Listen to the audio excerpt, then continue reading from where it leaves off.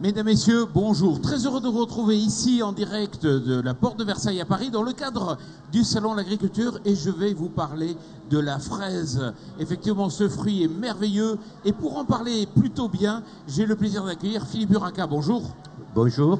Alors, vous êtes chef pâtissier et puis ancien président donc des meilleurs ouvriers de France donc en pâtisserie. Anna, bonjour. Bonjour. Comment ça va? Très très bien. Bon, alors vous n'êtes pas du tout à l'écart et vous allez nous préparer quoi, vous? Je vais vous préparer une pavlova aux fraises. Donc c'est de la meringue, des fraises et de la chantilly, que des bonnes choses. Et d'où vient ce nom? Alors le nom vient d'une danseuse russe qui s'appelait Anna Pavlova et son biographe australien a décidé de lui créer un dessert en son honneur, tout en légèreté, et c'est la pavlova. Alors justement, pour en savoir plus sur la fraise, on a le plaisir d'accueillir donc David, bonjour.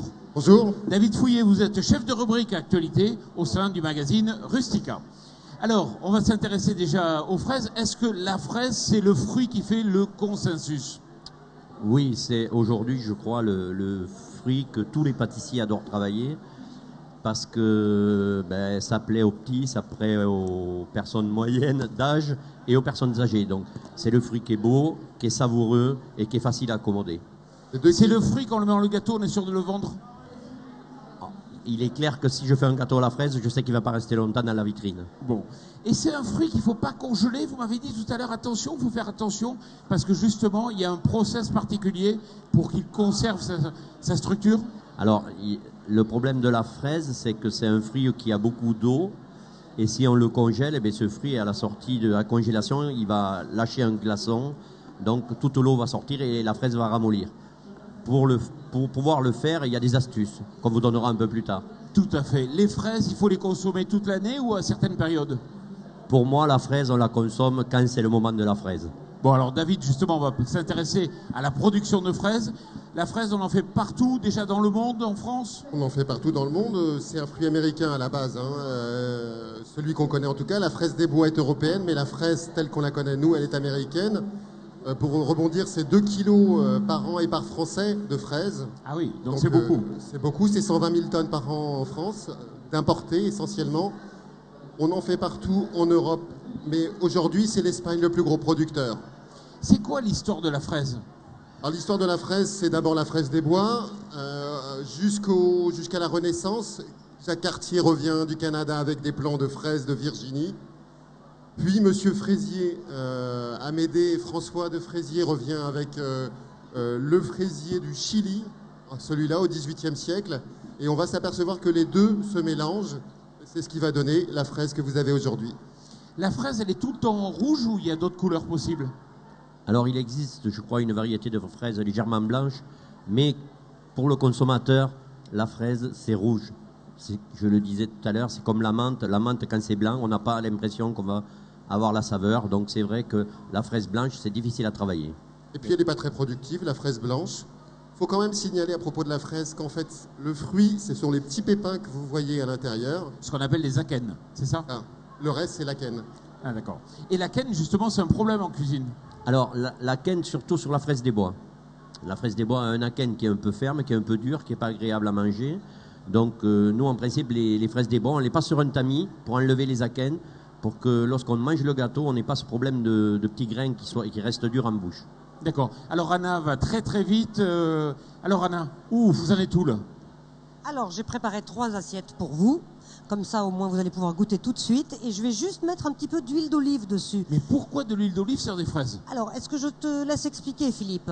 Alors, voilà, on a parlé avec Anna un petit peu de sa pavlova et je lui ai dit, écoute, aujourd'hui, ce qui marche bien sur la fraise, c'est tous les produits gras. C'est-à-dire que la fraise à la crème, ça marche bien.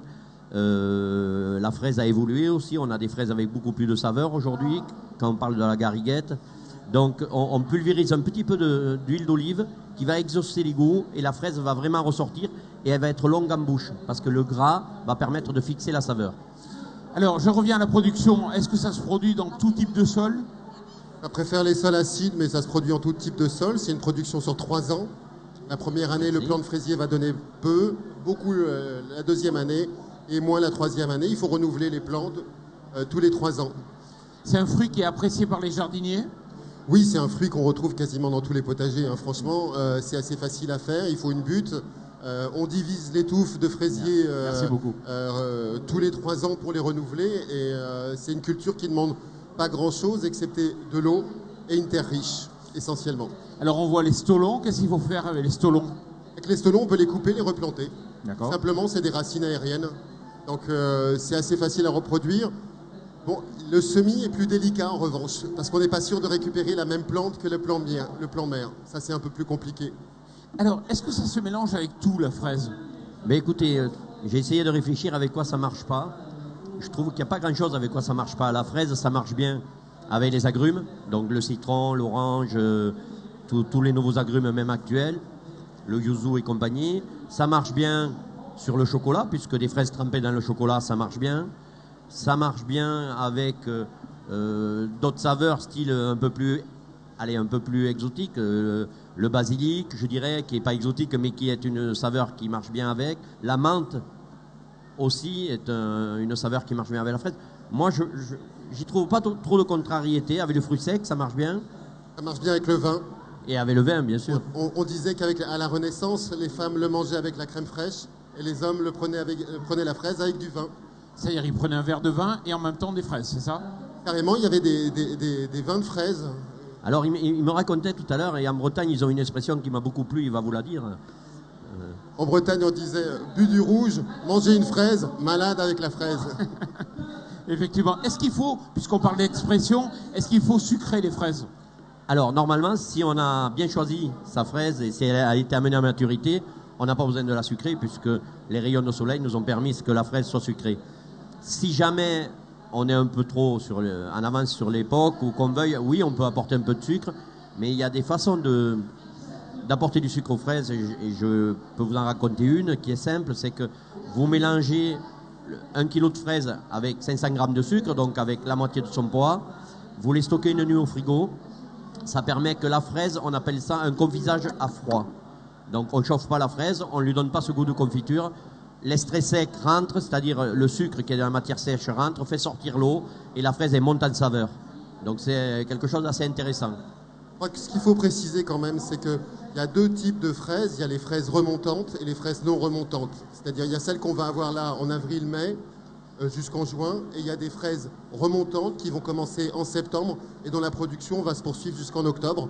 Pour les gens qui veulent avoir des fraisiers dans leur potager, je pense que c'est important de panacher les deux parce que ça permet d'avoir une longue saison de production de fraises, autrement dit d'avril à octobre.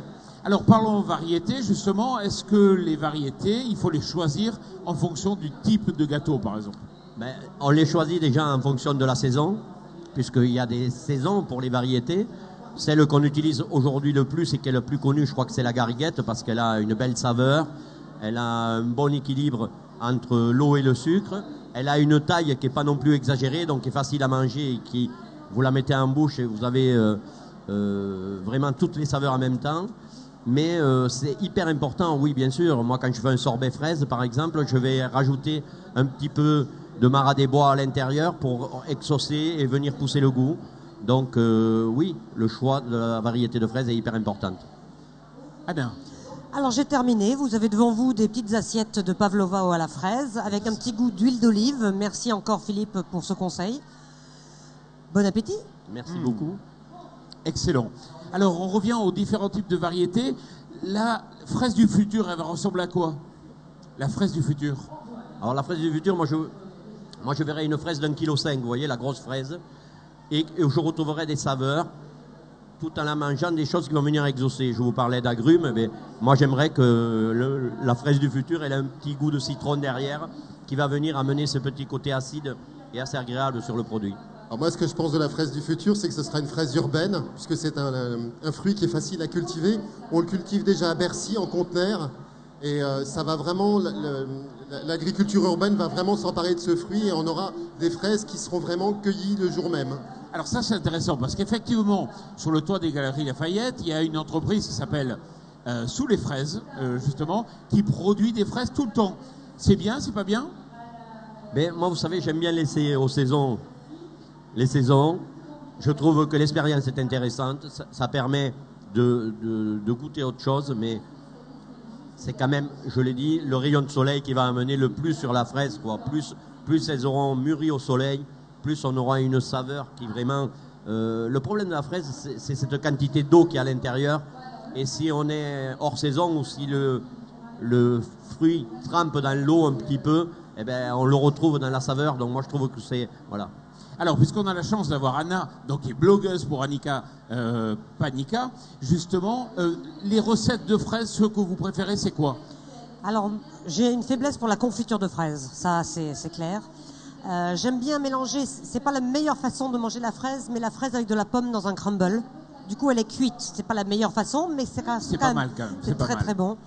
Et puis en fait, le plaisir de la fraise nature, juste qu'on picore comme ça. D'accord. Côté producteur, c'est quelque chose qui est important en France, la production de fraises? Ça a beaucoup baissé au 19e siècle, au début du 20e siècle. La fraise venait de Plougastel pour un quart encore. Et petit à petit, elle a glissé vers l'Espagne. Aujourd'hui, la démarche consiste à ramener la fraise en France avec plusieurs labels. On a une IGP pour la fraise du Périgord, par exemple. On est en cours d'IGP pour la fraise de Carpentras. Il y a un label fraise de France, donc on essaye vraiment de réintroduire des fraises de qualité par rapport à une production qui est forcée en Espagne. Il y a une fraise dans le Nord qui en attend d'IGP aussi. Donc il y a plusieurs démarches, à la fois une fraise urbaine et une fraise de qualité produite dans les campagnes françaises. Et on essaye de ramener une part des 120 000 tonnes qui sont consommées chaque année en France dans la production et dans les circuits français. Mais c'est compliqué. Alors Philippe Buraka, c'est vrai qu'on dit souvent les fraises d'antan étaient meilleures que les fraises d'aujourd'hui, vous n'êtes pas d'accord? Ah non, pas du tout. Moi je dis qu'on s'est bien amélioré sur les qualités de fraises, que vous savez, je crois qu'on est dans un pays où la technique et la technologie nous permettent de bien avancer sur les produits. Des nouvelles variétés de fraises ont apparu et vraiment, on a vraiment de belles saveurs. Je pense qu'aussi, nous aussi, on a un peu cultivé notre travail. C'est-à-dire que on a essayé de savoir qu'est-ce que c'était qui mettait en valeur le fruit. Parce qu'il faut faire attention quand on travaille de la fraise. Tout à l'heure, vous disiez avec quoi ça s'associe avec tout. Mais si je mets de la fraise avec du café, vous voyez, il y a un exemple qui me vient, c'est un peu dommage parce que j'ai un produit qui va être fort d'un côté. Je vais tuer la fraise. Je ne crois pas que ce soit l'intérêt. L'intérêt, c'est de le marier. Et le plus bel exemple, c'est les fraises avec du champagne. Oui, exactement. Et là, il a aussi une anecdote sur les fraises avec le champagne. Je pense que c'est là qu'est née l'expression aller aux fraises. Non, l'expression aller aux fraises, c'est pas du tout ça. Certain, non. Il y a deux sens au terme aller aux fraises. C'est d'une part, effectivement, aller chercher des fraises des bois, comme on ne savait pas où elles étaient, ça prenait du temps. Donc on allait aux fraises, on errait un petit peu. Et puis aller aux fraises, c'est aller un peu batifoler avec une demoiselle sans vouloir le dire, quoi. Alors David, vous avez parlé des fraises des bois. Est-ce que ça se cultive, la fraise des bois? C'est toujours cultivé depuis l'Antiquité. Il faut bien admettre que c'est un peu plus capricieux que nos fraises américaines. Ça reprend un petit peu, mais c'est plus délicat. C'est une plante de sous-bois quand même. Hein. D'accord. Et ça se cuisine? Et ça se cuisine, je rejoins un peu ce qu'il dit, c'est peut-être plus dur à cultiver, mais c'est aussi plus dur à conserver. La fraise des bois s'abîme très vite. Il faut des circuits courts, c'est-à-dire qu'on essaye de les utiliser très rapidement après qu'elles soient cueillies. Parce que la fraise des bois s'abîme et c'est dommage parce que c'est un produit qui coûte quand même relativement plus cher que la fraise normale. Donc il faut faire attention quand on achète des fraises des bois, qu'elles soient de bonne qualité, que le dessous de la barquette ne soit pas abîmé, parce que c'est une fraise qui s'abîme très très vite. Alors, allez-y. C'est un conseil qu'il faut donner aussi pour les fraises, regardez au fond de la barquette. C'est comme ça ce qu'on sait si les fraises sont bonnes ou pas. Ah oui, c'est là. Juste pour finir, la fraise, vous l'aimez comment et quelle variété vous préférez? Alors moi, ma variété préférée, je l'ai dit, c'est la gariguette. C'est la fraise qui permet d'avoir un beau volume sans être trop grosse. Elle est fine et élégante, elle est pointue, elle va amener une déco sur un gâteau, elle va permettre de vraiment donner des saveurs, juste ce qu'il faut. Donc ouais, c'est la gariguette. David? Moi j'aime bien la fraise des bois qu'on cueille dans les forêts. Et puis Anna? Pareil, fraise des bois. La fraise des bois, bon. En tout cas, merci à vous d'être venus. Donc, je rappelle que, effectivement, Anna Miquel, on retrouve sur votre blog Annika Panika. Alors, merci beaucoup d'être venu ici. Et puis, on peut déguster vos pâtisseries. On peut y déguster partout. Partout. Donc Philippe Urraca, merci beaucoup. Merci. Et puis David, on vous retrouve sur Rustica. Il faut parler en micro. Et rustica.fr. Voilà. Merci à vous et puis on se retrouve dans quelques instants pour une nouvelle émission. Merci.